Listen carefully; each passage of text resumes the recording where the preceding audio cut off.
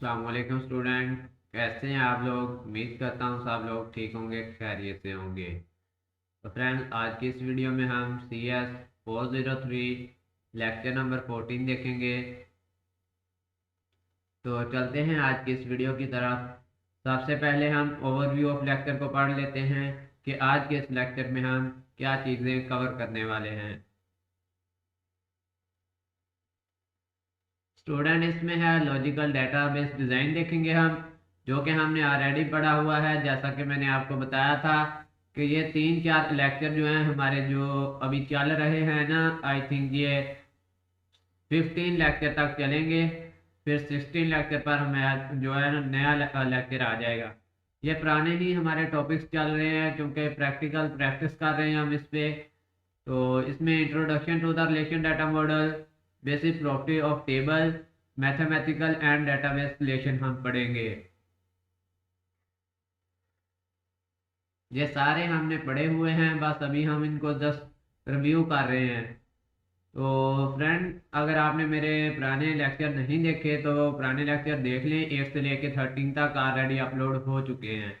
तो first of all यहाँ पे बताया गया है कि there are difference between logical database design and conceptual database design. पिछले लेक्चर में मैंने आप लोगों को इन दोनों का जो डिफरेंस है बहुत अच्छे से बताया हुआ है। यहाँ पे जस्ट आप लोगों का कंसेप्ट क्लियर कर दूँ कि ऐसा डेटाबेस डिज़ाइन जो कि आप कंसेप्चुअल बेस पे बनाते हैं उसे कहते हैं, कंसेप्ट के बेस पे आप बना देते हैं, ठीक है, वो होता है कंसेप्चुअल डेटाबेस डिज़ाइन। और उसी कंसेप्चुअल डेटाबेस डिज़ाइन को जब आप लॉजिक दे देते हैं, लॉजिक मीन होता है किसी चीज में लॉजिक यूज कर लेना, ठीक है, तो वो आपका क्या बन जाएगा? Logical database design.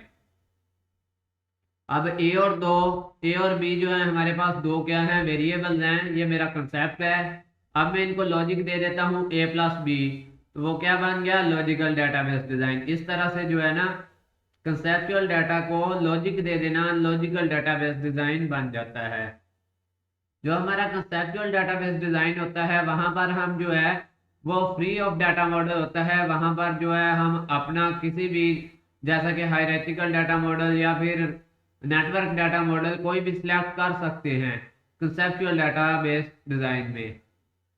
लेकिन लॉजिकल डेटाबेस डिजाइन तब बनेगा जब हम एक जो है एक डीबीएमएस हम सिलेक्ट कर लेते हैं, ठीक है, फ्री ऑफ पार्टिकुलर डीबीएमएस। एक पार्टिकुलर डीबीएमएस हमने सिलेक्ट करना होता है, जैसा कि रिलेशन डाटा मॉडल का डीबीएमएस सिलेक्ट कर लें, नेटवर्क डाटा मॉडल का कर लें, या फिर आप कोई हायरार्की डाटा बेस मॉडल कर लें, ठीक है। तो यहाँ पर लॉजिकल डेटाबेस डिजाइन में आपको एक सिलेक्ट करना होता है। यहाँ पर काफी सारे डिफरेंस दिए गए हैं, आप लोगों ने इनको पढ़ लेना है। तो ये देखिए, कंसेप्चुअल जो है वो मोर एक्सप्रेसिव होता है, जबकि हमारे पास जो लॉजिकल डेटाबेस डिजाइन है वो रिलेटिवली लेस एक्सप्रेसिव होता है। तो ये आप लोग पढ़ लीजिएगा। आगे है रिलेशनल डाटा मॉडल। ये हमारा टॉपिक है कि रिलेशनल डाटा मॉडल।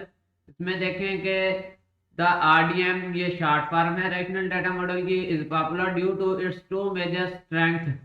ठीक है, ये हमारा एमसीक्यूज भी आ रहा था जो क्विज गुजरे हैं। तो इसमें दो आपने बताने हैं कि ये दो मेजर स्ट्रेंथ हैं इसकी, ठीक है, जिसकी वजह से जो आरडीएम है वो पॉपुलर है, यानी कि मशहूर है। सिंप्लिसिटी, दूसरा स्ट्रॉन्ग मैथमेटिकल फाउंडेशन। ठीक है, दो चीजें हैं इसमें, सिंप्लिसिटी है और स्ट्रॉन्ग मैथमेटिकल फाउंडेशन है। The RDM is simple why there is just one structure. ठीक है, यहाँ पर जस्ट एक स्ट्रक्चर होता है, इसलिए जो है आरडीएम जो है वो सिंपल है, ठीक है। That is a relation or a table, वो कोई रिलेशन भी हो सकता है या फिर टेबल भी हो सकता है। Even this single structure is very easy to understand, इस सिंगल स्ट्रक्चर को समझना बहुत आसान होता है। तो a user of even of moderate, ठीक है। तो आगे इसमें देख लेते हैं, इसमें क्या दिया गया है। Secondly it has strong mathematical foundation that give में एडवांटेजेस लाइक। तो इसमें मैथमेटिकल फाउंडेशंस भी होते हैं। तो जो कौन से हमें फायदे देते हैं, यहाँ पे चंद उनके फायदे बयान कर दिए गए हैं, ठीक है। तो ये आप लोगों ने रीड कर लेने हैं, ये सारे बेनिफिट्स बताए गए हैं इसके। क्या पढ़ रहे हैं हम? आरडीएम, ठीक है, रैशनल डाटा मॉडल के।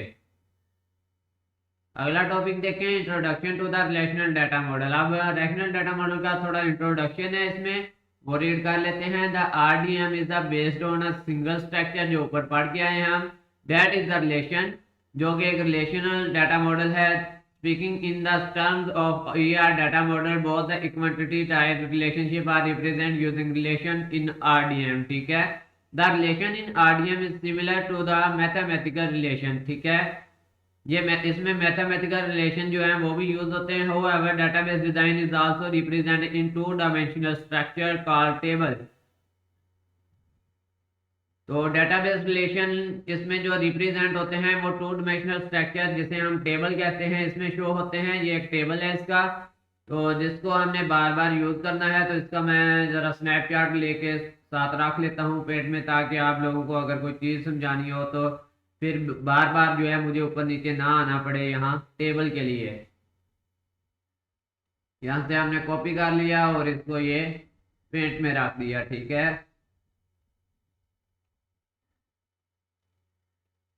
तो फ्रेंड इसमें हम इसकी ज़रा पढ़ेंगे। ये इसका इम्पोर्टेंट है, आपका जो है ना लॉन्ग क्वेश्चन 5 नंबर का आ सकता है, ठीक है। यहाँ से इतना क्वेश्चन आपका स्टार्ट होगा। There are 6 basic properties of database relation which are dash, ठीक है। तो आपने ये सारी जो है इनमें से 6 बतानी होंगी। पहला देखें, each cell of the table contain atomic single value, ठीक है। आपके जो टेबल का ईच सेल होगा उसमें जस्ट एक ही वैल्यू पाई जाएगी, ठीक है। जैसा कि देखें हर सेल में एक एक वैल्यू दी गई है, हर सेल में एक एक वैल्यू दी गई है आपके टेबल में। दूसरी देखें, each column has a distinct name, that name of a attribute it's represent, ठीक है। वो कह रहे हैं कि ईच कॉलम यानी हर कॉलम का एक नेम होगा और उसकी आगे एट्रीब्यूट्स होंगी।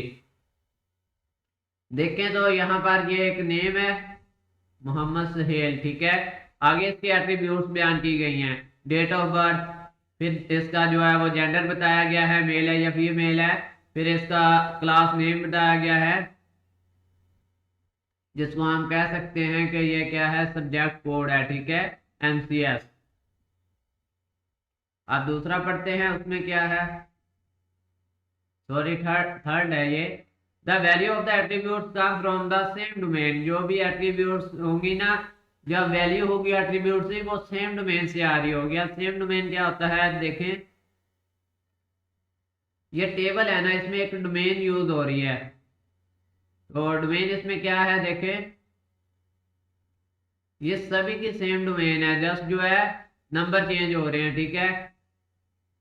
इतनी डोमेन सबकी सेम है, इसी डोमेन में से एट्रीब्यूट्स की जो है वैल्यू जो है वो फाइंड हो रही है। ये डोमेन दी गई है, ठीक है। जस्ट नंबर दे दिए गए हैं ताकि पता रहे कि कौन सा नेम है, 1 है, 2 है, 3 है, 4 है। लेकिन डोमेन सबकी देखें तो S00 S00 S00। अगर ये 10 तक होते या फिर 100 तक भी होते तो क्या होता, ये डोमेन इसकी एस से स्टार्ट होनी थी, ठीक है, S00 से। तो नेक्स्ट देख लेते हैं, वहां पे क्या बताया गया है। The order of the column is immaterial, ठीक है। क्या है कि order of the column changeable होंगे, ठीक है, चेंज हो सकते हैं। नीचे पढ़े तो if the order of the column is the table is change, the table still remain the same, ठीक है। वो कह रहे हैं कि जो टेबल है हमारा वो सेम रहेगा, लेकिन उसके अगर हम चेंज करते हैं ना कॉलम्स को तो उसका कोई डिफरेंस नहीं पड़ेगा टेबल पे। इसका क्या मतलब हुआ, देखिए अगर हम ये वाला नेम यहाँ से उठाएं और इसको हम यहाँ पे ले आए, कोई फर्क थोड़ी पड़ेगा, ठीक है।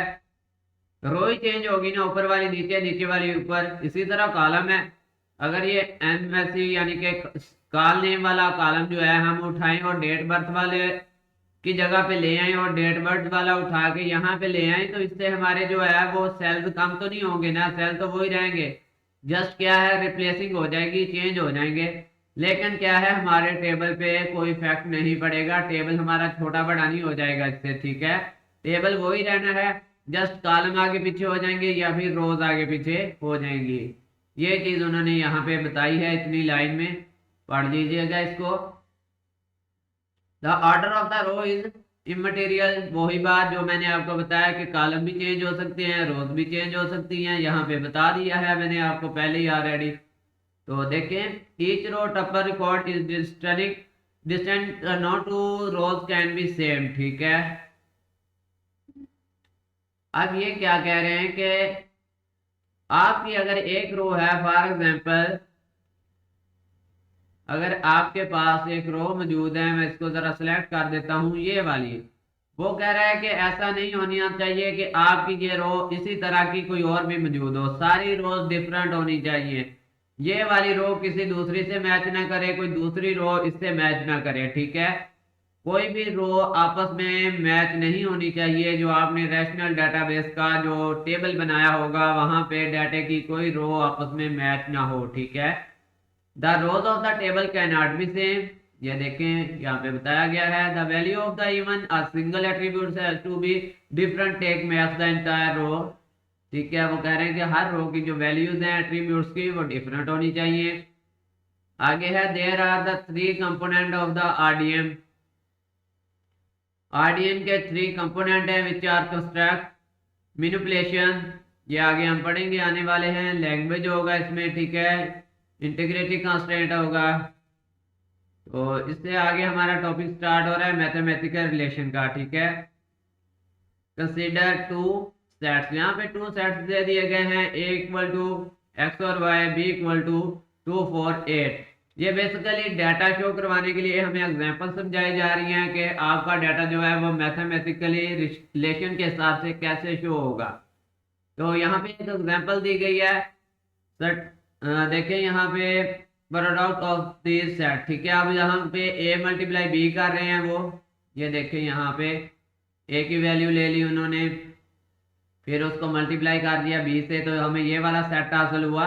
तो इस तरह से भी हमारा जो डाटा है वो शो हो सकता है, ठीक है। इसको बेसिकली डाटे में चेंज करके दिखाएंगे। ये भी बेसिकली एक डाटा है ना किसी चीज का। तो इसमें देखें relation is some subset of the Cartesian product, ठीक है। तो देखें R1 ये निकला और R2 ये निकला, ठीक है। इस तरह से जो है इसके सबसेट निकलेंगे। आगे हमारा देखें इसमें और एग्जांपल दी गई है applying the same concept in real word scenario, ठीक है। अब रियल वर्ड ले लिए हैं, ऊपर जो मैथ के मैथमेटिकल वर्ड थे अब रियल वर्ड ले लिए। Consider two set name and age, अब नेम और एज के दो सेट लिए, जैसा कि ऊपर R1 और R2 थे, या फिर हम कह सकते हैं कि ए और बी थे, ये था और ये बी था। इसी तरह आप दो और ले लिए, नेम का और एज का। वही कंसेप्ट यूज होगा जो ऊपर उन्होंने यूज किया है। पहले वाला सेट जो है उसमें नेम ले लिए हैं, दूसरे सेट में क्या है वैल्यूज ले ली हैं।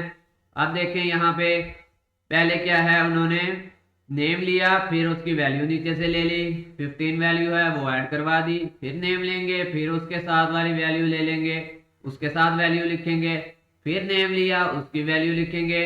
यानी इस तरह से जो है मैथमेटिकली हिसाब से आपकी जो है वो शो हो जाएंगी वैल्यूज, ठीक है। ये सारे सभी के साथ एक एक दफा जो है वो आपकी वैल्यू आएगी। देखें जैसे ये सारे नेम है तो इनके साथ 15 आएगा, फिर सारे नेम है तो इनके साथ 16 आएगा, फिर सारे नेम होंगे और वैल्यू 17 हो जाएगी, फिर सारे नेम होंगे वैल्यू 18 हो जाएगी, फिर सारे नेम होंगे वैल्यू 25 हो जाएगी, जैसा कि लास्ट में शो करवा दिया गया है, ठीक है। सभी नेम के साथ एक वैल्यू, फिर सभी नेम के साथ एक वैल्यू, फिर सभी नेम के साथ एक वैल्यू, मैथमेटिकली रिलेशन है ये। तो उम्मीद है आप लोगों को समझ आ गया होगा हमारा ये। तो इससे अगला टॉपिक देखते हैं कि हमारा अगला टॉपिक क्या है डेटाबेस रिलेशन का।